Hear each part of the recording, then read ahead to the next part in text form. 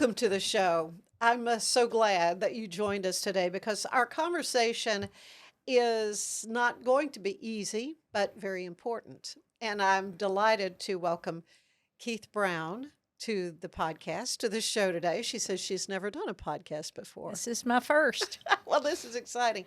You are the author of a book called Counterfeit Culture. It's the story of years that were spent inside a cult near Waco and the long road to really recognizing what had been happening, what had appeared to be a wholesome and safe, deeply spiritual organization was actually built on control and deception. Am I stating that You are correctly? right. Yes. Well, you wrote, I thought I was too smart to fall for a lie, but painful events had blinded me and left me vulnerable. The lie hid so close to the truth, my desperate heart barely perceived the danger. So, really, your story is about longing for belonging and being a Right. part of our certainty to Yes. have more of God, which, I mean, that's universal. But it's how good people can end up in really unhealthy situations. Um, Warning signs can be there, they're often ignored. Yes, And they how were. listening to that still small voice is still so important and can lead us home. Yes. So, um, so if you're questioning your instincts, where you are right now, if you feel spiritually disconnected or wondering how truth can become distorted uh, inside religious communities, especially stay with us because I think you'll learn a lot.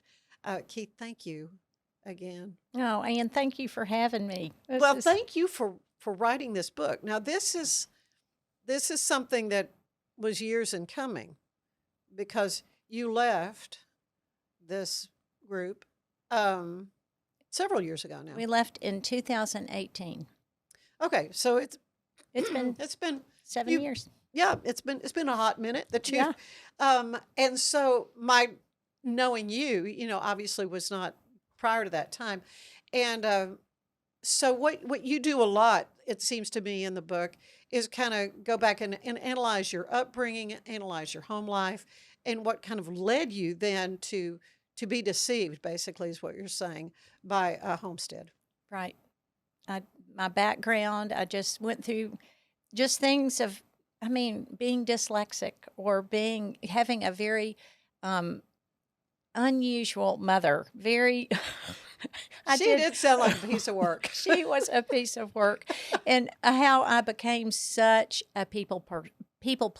I Hmm. wanted to make everyone happy, and I wanted to do the right thing, and because she was so unhappy, and my dad was unhappy. When you grow up in that kind of environment, I wanted there to be happiness, and so I think I just learned to just be such a people pleaser, which really led me down the wrong road in a lot of And you were ways. the younger daughter of two. Right?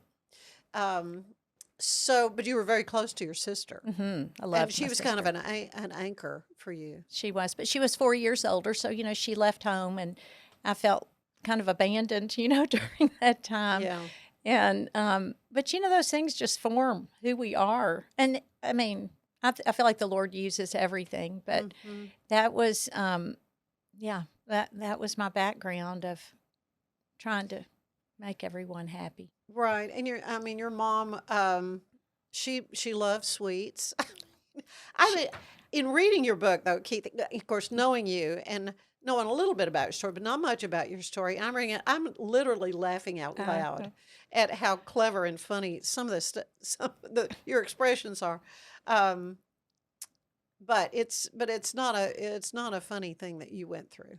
So let's talk about how you and your husband kind of got caught up into and the group has had a number of names. Emmaus Group, I mean, there's a lot of different names. mhm, Homestead Heritage is what most people would know of it today. right. Well, because they started out in New York City, and then they went to New Jersey, and then Colorado, and then came to Austin, and then to Waco. And But they it was sort of in its beginnings, and there is something exciting about being a part of the beginning of something. Right. Oh, yes. And it just looked so appealing in where we were. The homeschooling movement was just taking off, and there was just so much uncertainty, which there always is, but in life, in the 80s, and um, it just looked like the answer. I think so often we're looking for nirvana. We're looking Hmm. for the perfect way to raise our kids. This will be the perfect pill. The answer to all of life's problems, and I think that's what was so appealing to us. It looks so good, So now you're college educated. right? Your husband is an attorney Right, and CPA. right. I mean, so both professional people did, and you worked. Your mom owned boutiques, and I mean, so you were a working person as well, Right. and then started having the family. So you had quite a big family.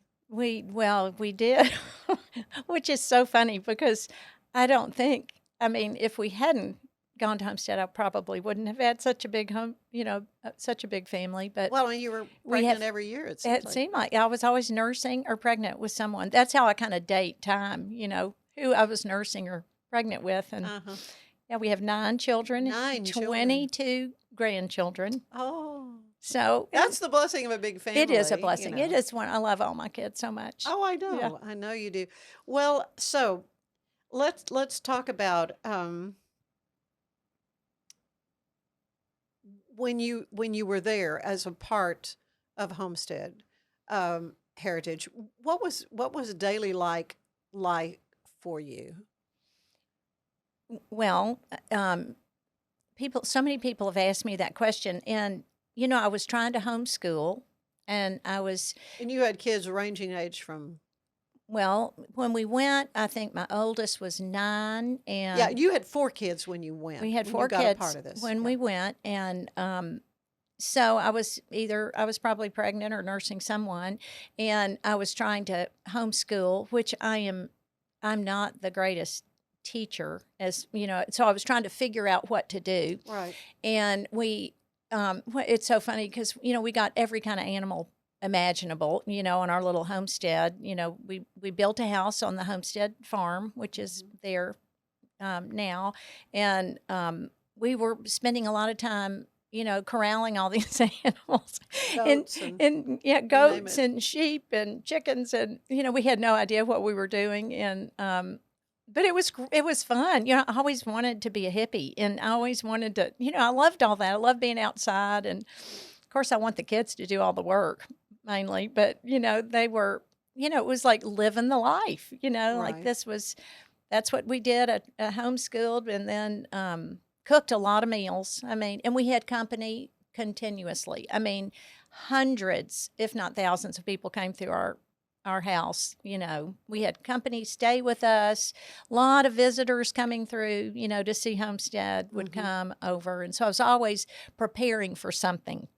And Okay, so my impression over the years of seeing it, the men seem to be very with it, and and living the dream and all that. The women just looked haggard. right, Did not cut their hair, did not use makeup. It was very, very much, I don't know, and not that that's the be all, and but knowing you today and how chic you always look so put together. Your mom, that was her stock and trade, was. yes. So what was that like when you were dressing in denim skirts and, you know, Well, to me it was like, well, this is what you do to belong here. This it's is like a uniform. and it was yes, and I wrote it was like a uniform. And and when I wrote about in my book is that they said we don't have rules. We're not, but we have these patterns, and the women. This is funny, but they always said, well, the like in birds, it's always the woman that is more like not colorful. It's the Oh, male, right. Sure. and so that was kind of how Think of we, a peacock. yeah, right. And that's how we were, women were to be modest and, dress with, the long skirts and not cut our hair. And to me, it went against the grain of everything I obviously knew growing up and working in the fashion business, but to me, it was like I was sacrificing for God, and I was like willing to do that, Yeah.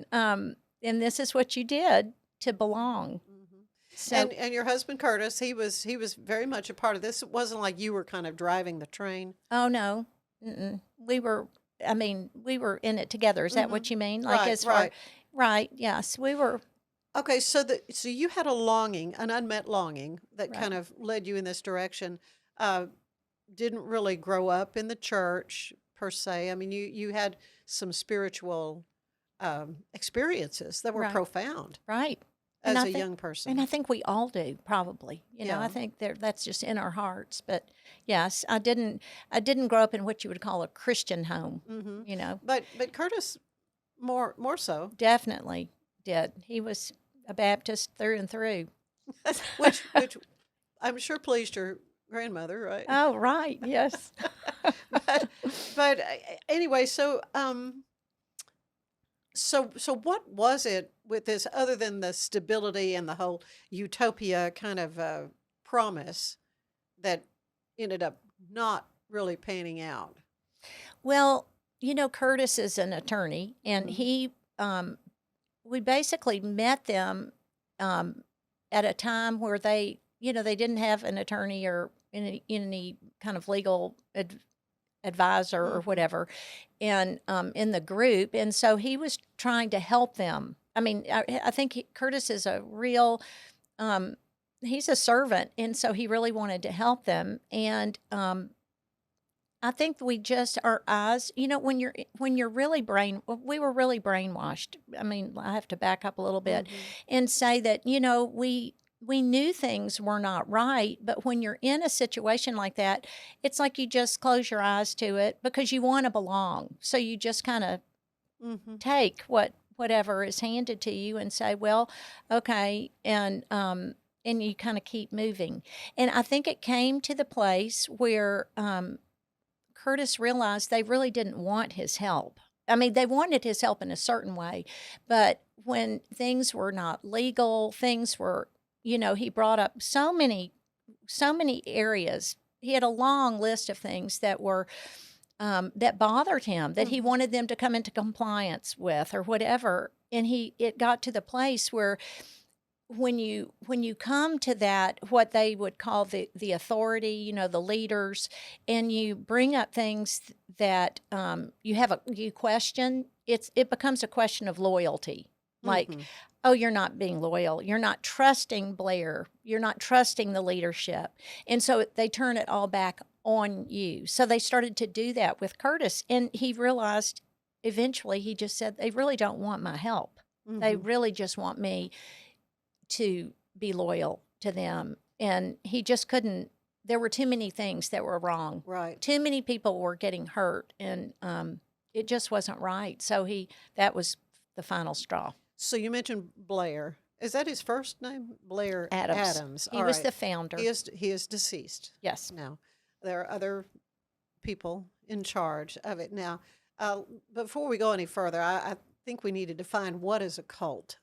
Now, you refer to it as a cult, and my understanding, certainly after all the Branch Davidian stuff and all the reporting over the years, that there are certain hallmarks of a cult as opposed to Orthodox Christianity. Granted, there's lots of interpretations of Scripture, and that's why we have so many denominations, but it's still overall Orthodox Christian as opposed to a cult. Right. So, in your understanding, what made Homestead outside the bounds of Orthodox Christian? To me, a cult is when you don't have autonomy, where you cannot make your own decisions, where you don't have that freedom of conscience, that they have taken over that, that your loyalty to them is the utmost important. To guard their reputation is of utmost importance. That's what is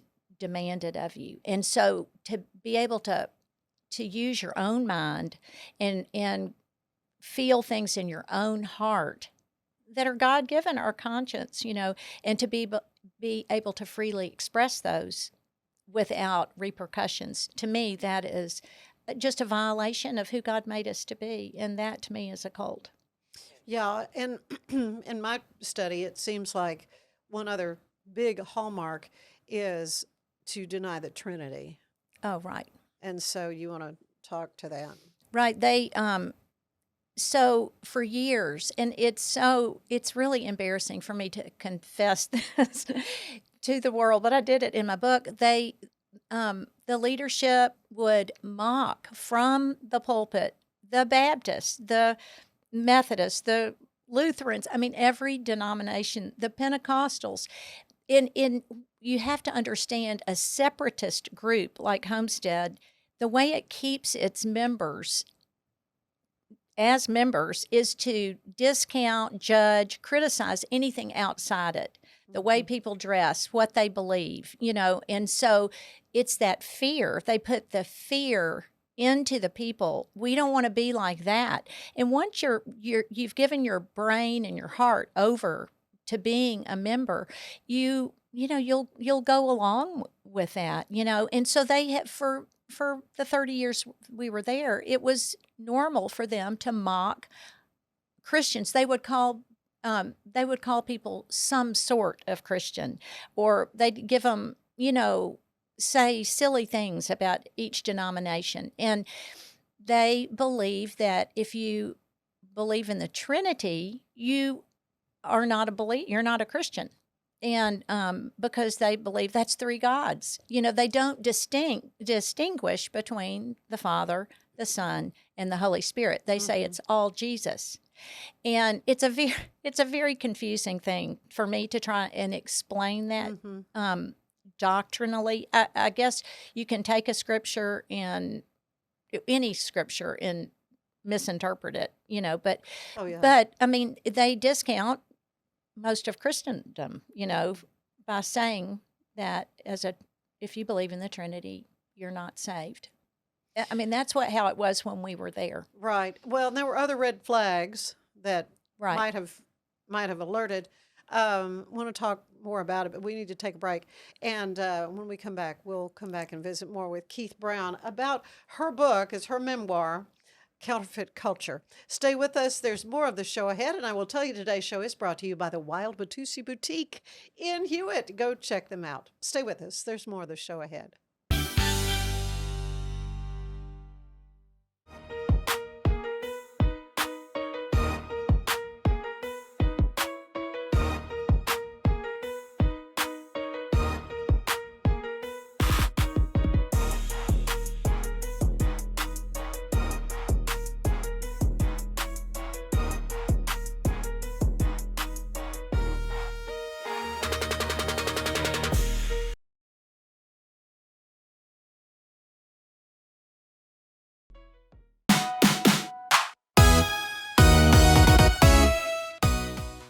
The City of Temple is inviting residents and visitors to lace up their skates for a new holiday attraction in downtown Temple with the opening of the Rink on the Rails, billed as Central Texas's largest outdoor ice rink, made entirely of real ice. The rink opened last Friday and will operate daily beginning at 11 a.m. through Sunday, January 4th.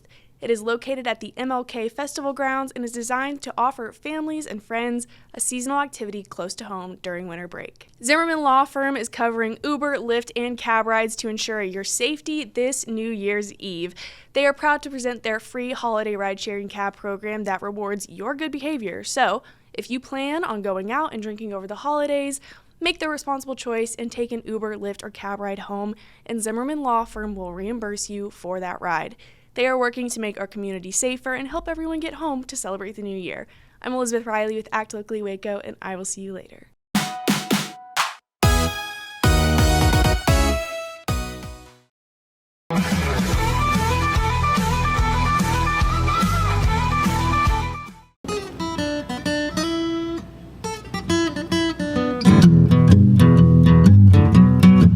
Well, I've never been to Vegas, but I've been out gambling once or twice. Consider me outrageous, 'cause I can raise hell to paradise. Never been to Vegas, but I've been out gambling once or twice. Well, I've never been to jail, no, but I've been detained a couple times. Never jumped no bail law, but I've jumped a fence and a high line. Never been to jail, no, but I've been detained a couple times. Never been to New York, Newport, or Honolulu. Never been to Detroit, Shreveport, or Timbuktu. Never been to Vegas, but I'd bet it all on you.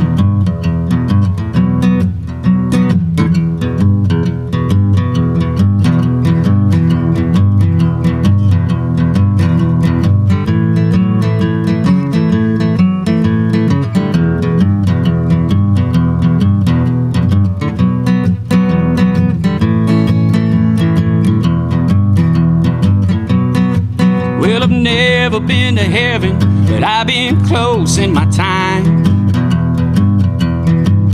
Might have rolled me a 7, come 11 when the stars align.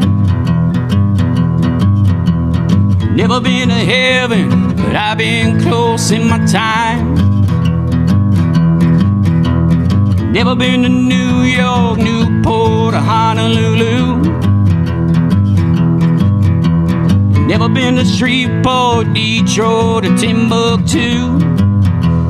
Never been to Vegas, but I bet it all on you. Well, I've never been to Vegas. Never seen the lights out on the Strip. Never been to Vegas. Loving you's all I need to keep me hip.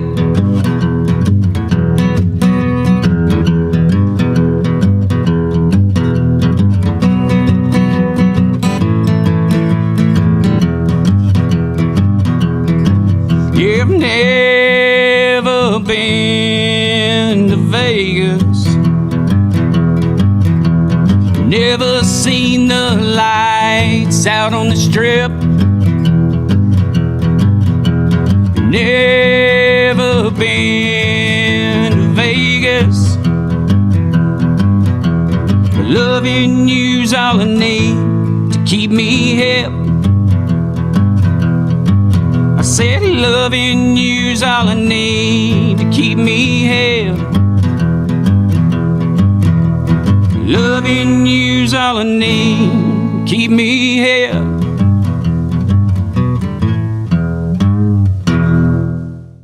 Unlock a world of convenience with Mully Box, your one-stop solution for personalized subscription boxes delivered right to your door. Each box is tailored to your taste. Mullybox.com. That's MULLYBOX.com. A big thank you to our sponsor, Fox & Co. Bakery. Check them out for delicious baked goods and your catering needs. And we're back with Keith Brown, who has written a memoir. It's called Counterfeit Culture, and it was about the more than 30 years that she and her family spent at Homestead Heritage, which she refers to as a cult. And according to the definition, yeah, it is pretty much. So when did the facade start to crack? When did you begin to see there were issues with what you were living and what your kids were experiencing? And I do want to talk about your son. Right. Yeah. Well, things for me started to, it's almost like when you're in a situation like that, it's the bubble has to burst somehow, and I think it did that for me when the founder, Blair Adams, he got very angry with Curtis, and there was no explanation for why he got so angry with him. It didn't make any sense to me. Because Curtis had always really tried and been so loyal. And then we had bought their land for them. We had, we had really given Yeah, ourselves. you did devote your treasure We and your did. time and your talent. I mean, untold thousands of dollars worth of legal and CPA advice your husband gave, but you use the proceeds from the sale of a house in Dallas to buy the property We out bought there, the that property for hundreds of them. acres. Right.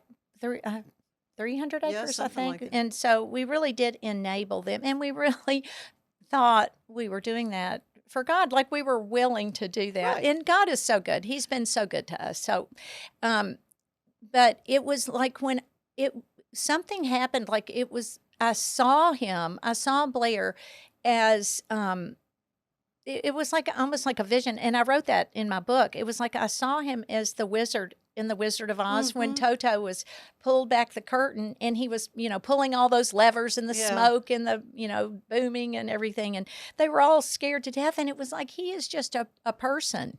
He is a hurt person himself, and he is hurting other people. And it was like so clear to me that this is not right.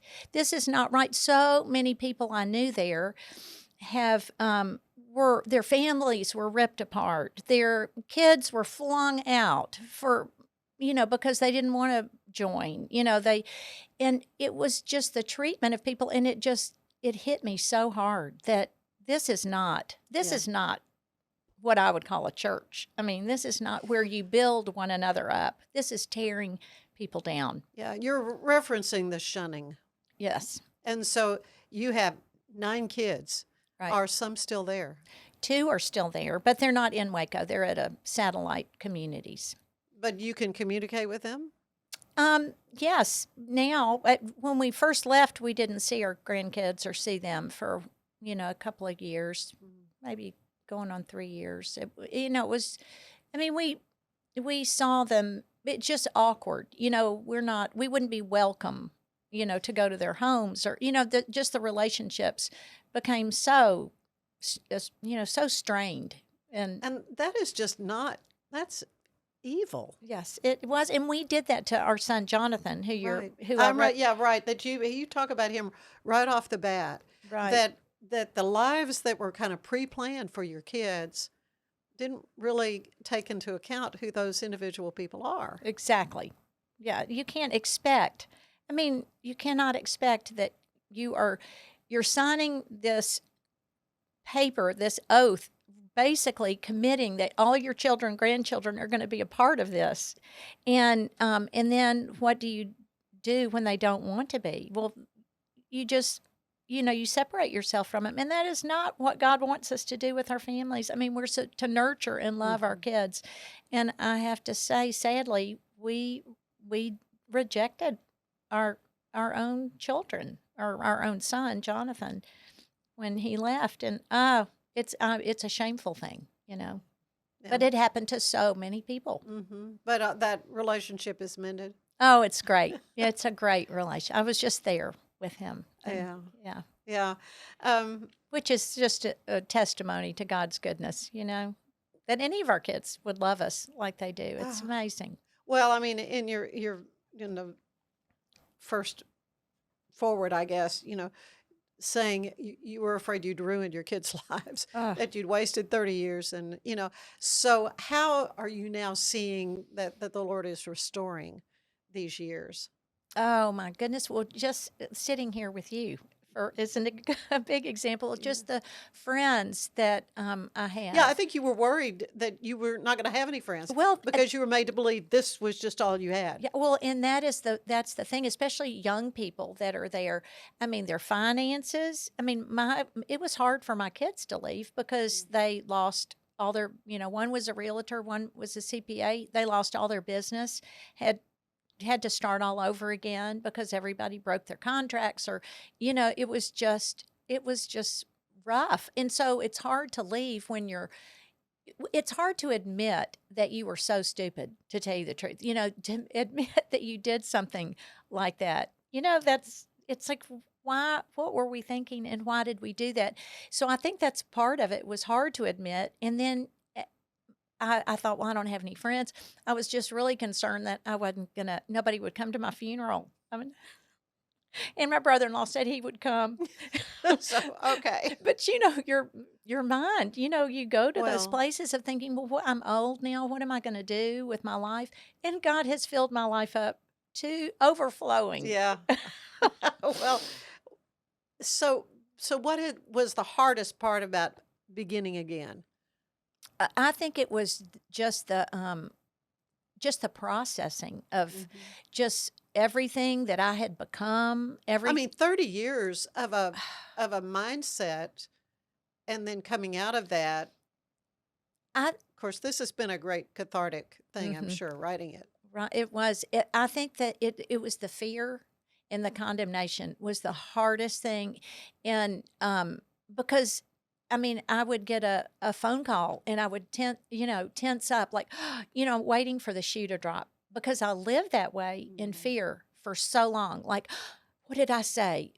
It's like that those habits of calculating what do I say here, and because what are they going to think, and what are the consequences? When you've lived that way for a long time, it took a long time to to for the Lord to just heal a lot of that fear and condemnation, and it was it was a process. I Just an think. example of the kinds of things you dealt with, though. You were not allowed to go to your niece's wedding. Talk about that. Um, that was so sad. So my sister's husband, my brother-in-law, had died of a brain tumor, and so my sister was trying to put on this wedding by herself. I mean, she had a lot of help with friends and all, but we said yes, we'll come right off the bat. I told her, but because my niece had come to visit Homestead, and I wrote about this. Emily had come to because she was really interested. A lot of people have come there to think this is so wonderful, and so she was coming to check it out, and she ended up getting a whole lot more than she um, bargained for. I mean, she realized pretty soon, and I'm so glad now. We have kind of laughed about it since then, but she went to one of the youth meetings, and the Aussie, the one who is the leader now, was preaching or something, and he looked at her in the meeting and said, "You think you're saved, but you're not." And she was, I mean, she'd been a missionary and had been all over the world, and it was like, what, and it just turned her completely off, and anyway. So and then she left. She was going to stay for a while. She wasn't there that long, and so several things had happened with her. My daughter and her husband went to visit her in Memphis and had gone to their church, and the Sunday school lesson happened to be about cults, and that offended them, and just it was like she got on the bad side, and so of the leaders just didn't like my sister. They didn't like because they just weren't in love with Homestead. And so when the wedding came about, I mean, like right before we were going to go to this wedding, and I mean, we were going to the bridesmaids luncheon that had already been paid for. Yeah. That this Howard called at one of the elders called at midnight and said, "You're not going to that wedding." And I was like, I mean, it was probably just one of the hardest things for me to have to. And so I called my sister and lied to her, basically. I covered for the leadership. Right.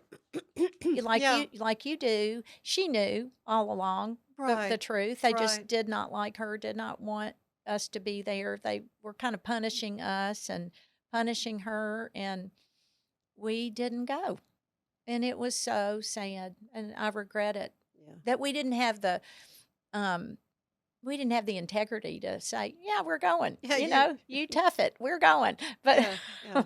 Are you kidding, right? yeah, and so, Mm. but that's how it was. But wasn't that, one of the big catalysts that kind of helped you It did help in me. this Yeah. decision? It really did, and it broke my heart so deeply, and but it was one of those bubble bursters where you Mhm. think, this not right. This you can't control people's lives like that, and judge other people. They're not God, but they did act like it, that they knew better that,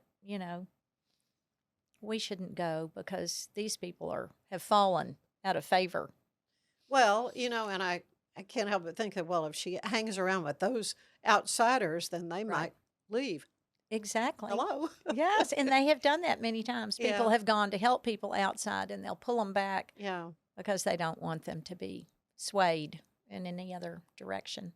Okay, so if someone out there is feeling uneasy in a spiritual or relational environment and can't really put their finger on why, what would you want them to know today? Um,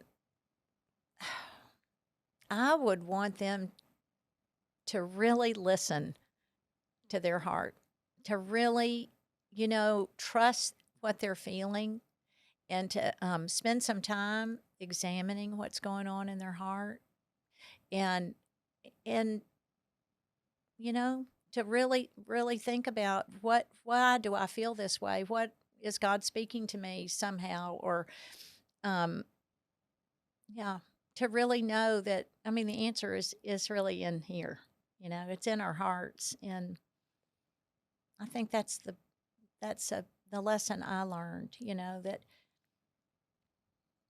we'll be guided if we'll listen. The right way. Hmm. As you look back now, what does freedom and authentic faith mean to you today? It just means everything.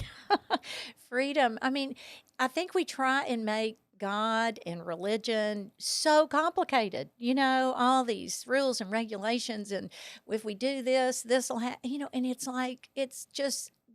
like so simple. God loves us. He created all of us for a purpose.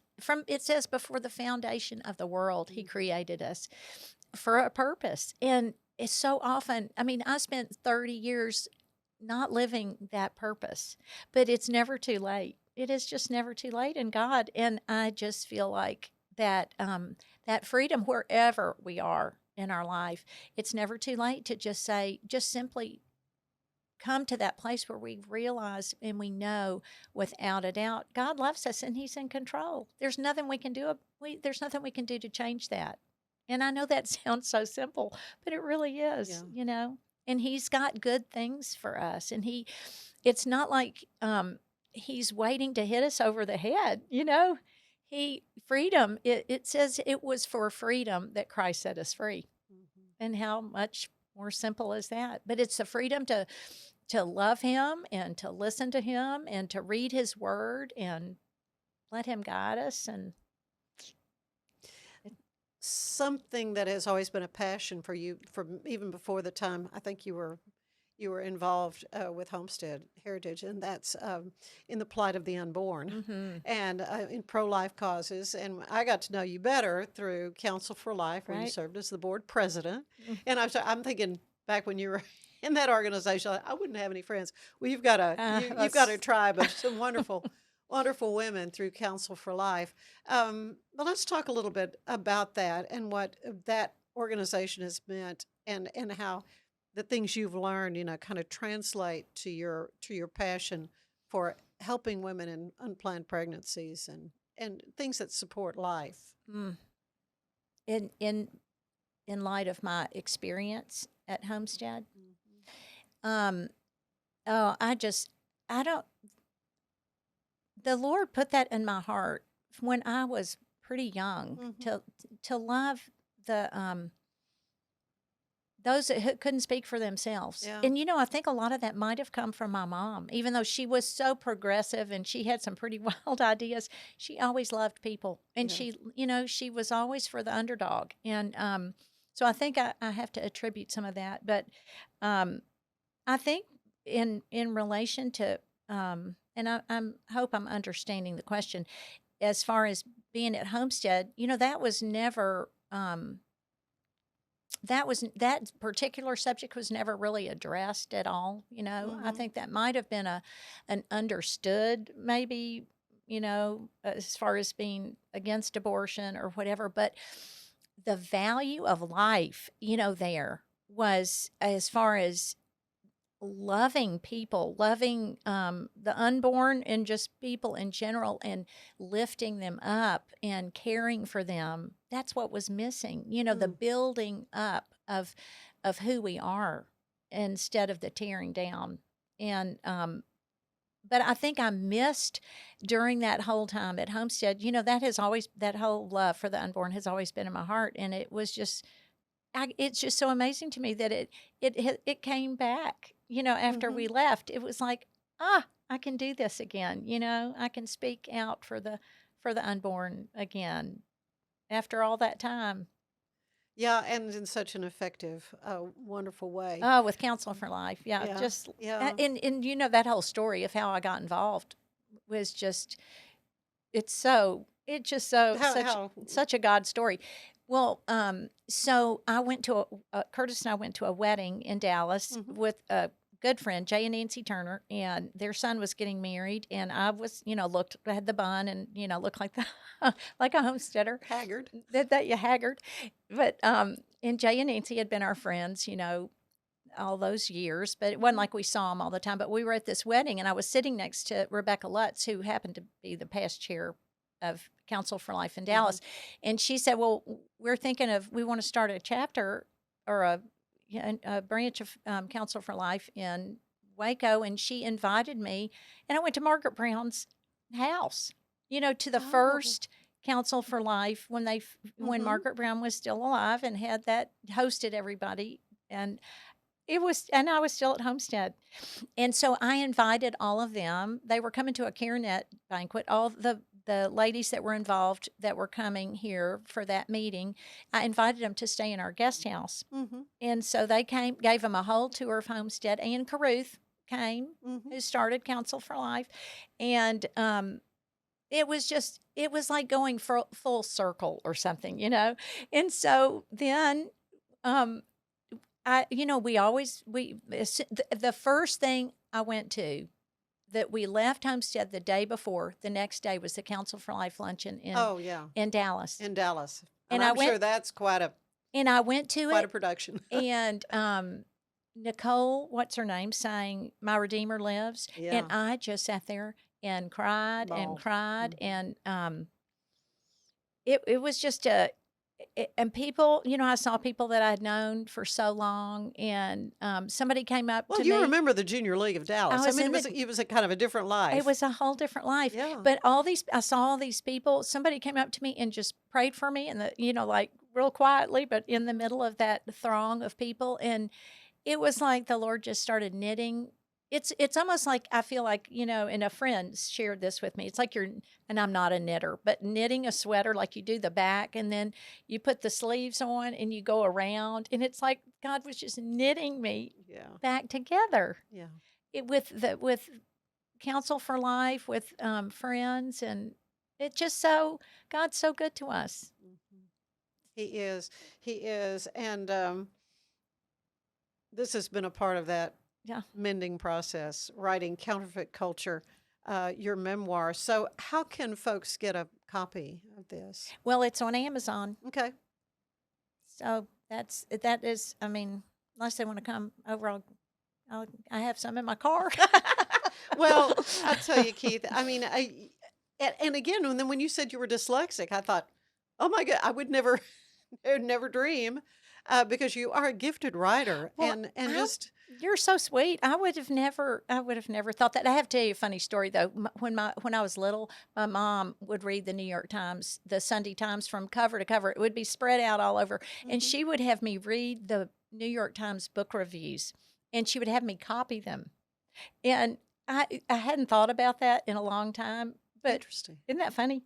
She had some interesting ways of, putting things into my life. But I always liked to write, but I never would have thought of myself as a good writer. But I think it was healing. It was just a healing journey to put all that right. And it would have been 1,000 pages. I have so many stories. I'm sure that's true.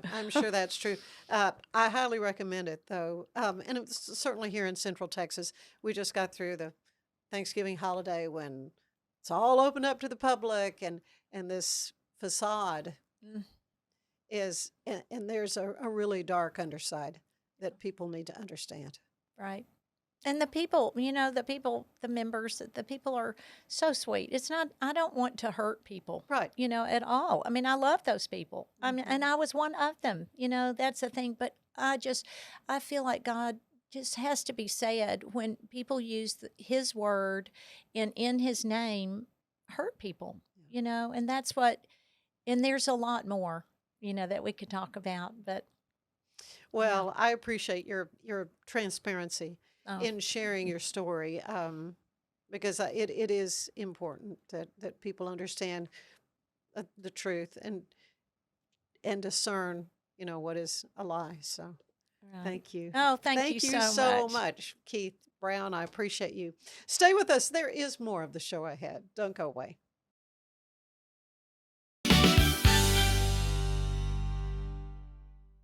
This is what $500,000 in a duffel bag looks like. Actually not real. That's because it's actually prop money. It looks realistic from a distance, but up close you can see it says for motion picture purposes. Visit propmoney.com today to get your money seen or money shot right with Prop Money Inc. Welcome to Market XLS, your all-in-one Excel solution for investors.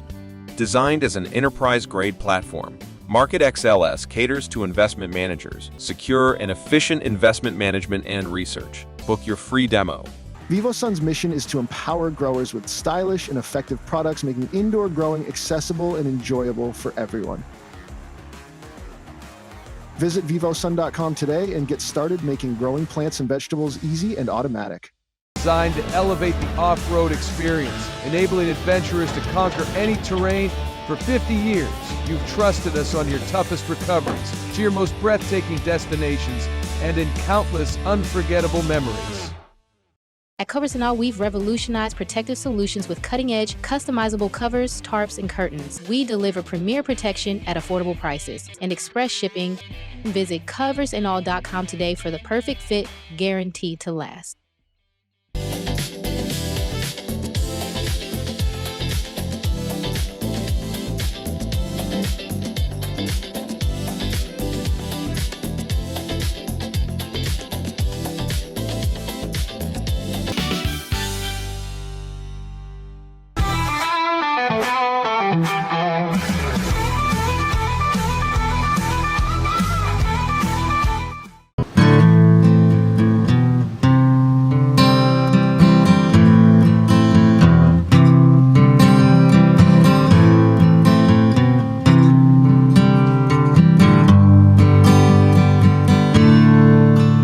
Well, you run me over time and again, and I stood back up and let you back in, and you wonder why I didn't let go. Well, the last time I stayed out all night and I didn't come home 'cause I don't want to fight, and you wonder why. You just don't know. Just don't know how your words can hurt me. Just can't see why I'm leaving you there. I'm not trying to be the one that holds you anymore. You might see me again in a memory. You might find another tear in your eyes, but I won't be the one that holds you anymore.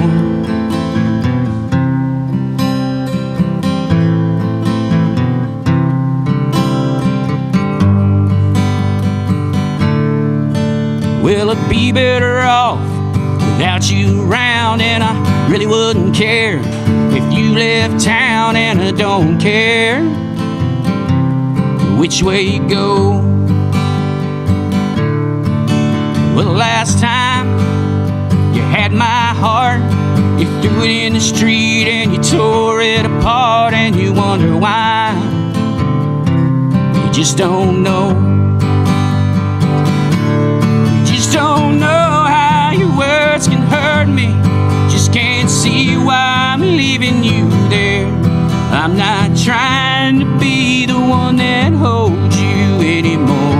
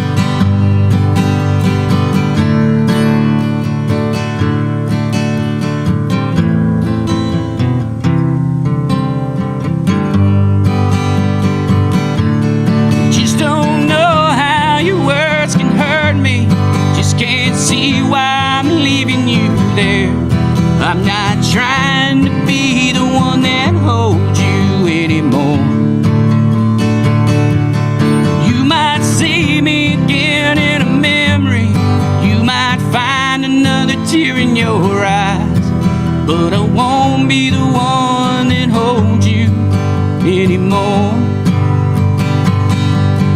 You might see me again in a memory. You might find another tear in your eyes, but I won't be the one that holds you. No, I won't be the one that holds you. No, I won't be the one that holds you anymore.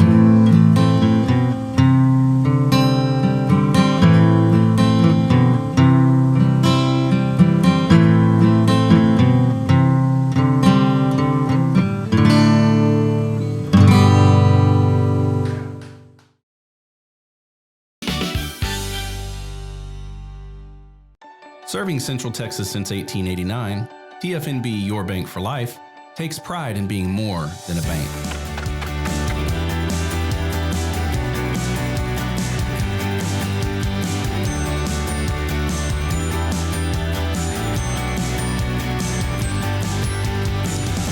At TFNB, we remain committed to these principles. If you value them too, come join us. TFNB, Your Bank for Life. It's football season, and we can create your outdoor tailgating spaces that is actually a part of your home. Bifold doors that tie in the inside and the outside, and you can gain anywhere from 1,000 to 5,000 square feet living space, all while taking in the big game, poolside. Call us at Gather & Co. Kitchen and Bath, where we can create your unique tailgating space.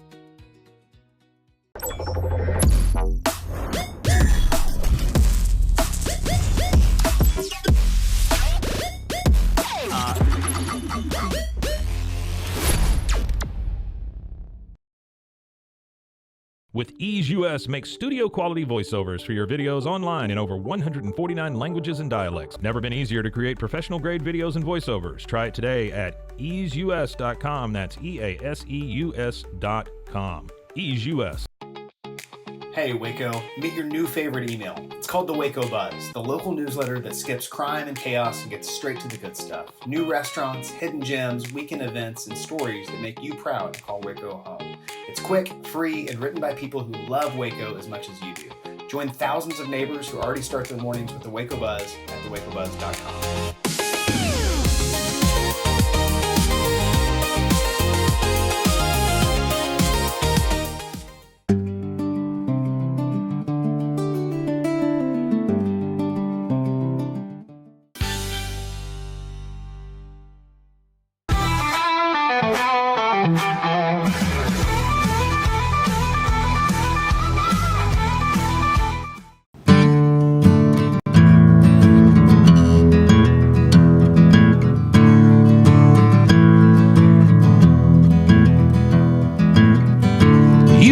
Telling them lies. I've been covering your alibis. You've been stringing me along, 'cause you know I like holding on. You've been staring at the clock on the wall, and I've been trying hard not to call.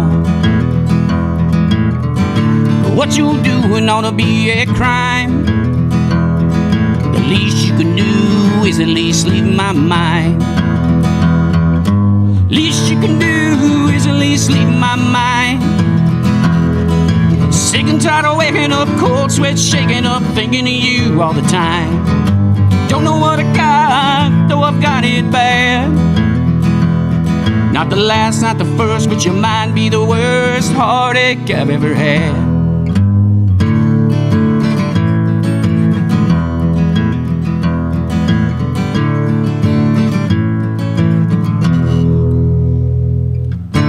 You've been calling my line again,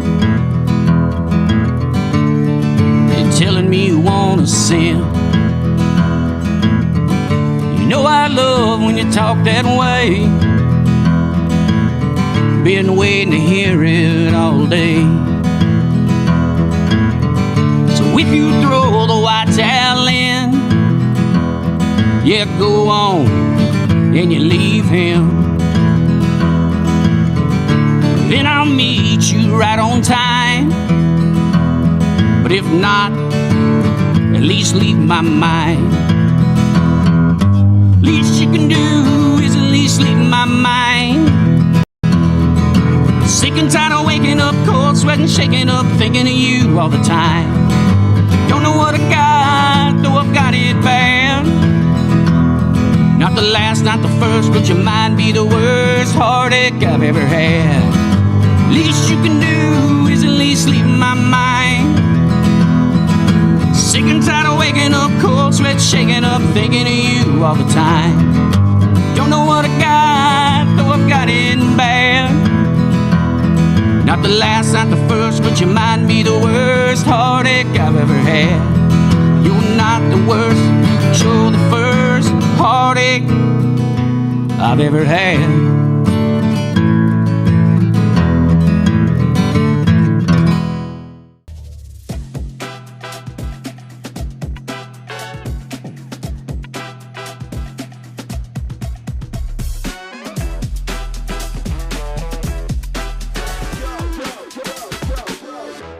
So all you have to do is tap your popple to the back of someone's phone, like that, and they instantly get your social media and contact info right on their screen. They don't need an app or a popple to receive your info. So get your popple today and start impressing everyone you meet. Make it pop.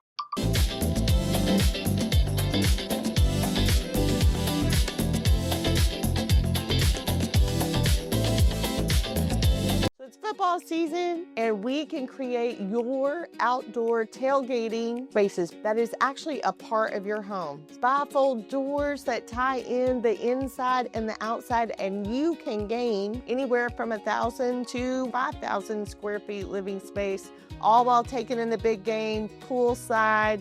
Call us at Gather & Co. Kitchen and Bath, where we can create your unique tailgating space. Overwhelmed by your inbox? Clean Email is here to help. Organize, clean, and manage your emails with powerful automation tools. Say goodbye to spam and clutter and enjoy a stress-free inbox. Try Clean Email today at cleanemail.com. Our patented handles were launched in 2018. We continue to push the boundaries of strength training. Join us in making your training more natural and effective. Visit Engels90.com to learn more and revolutionize your workout.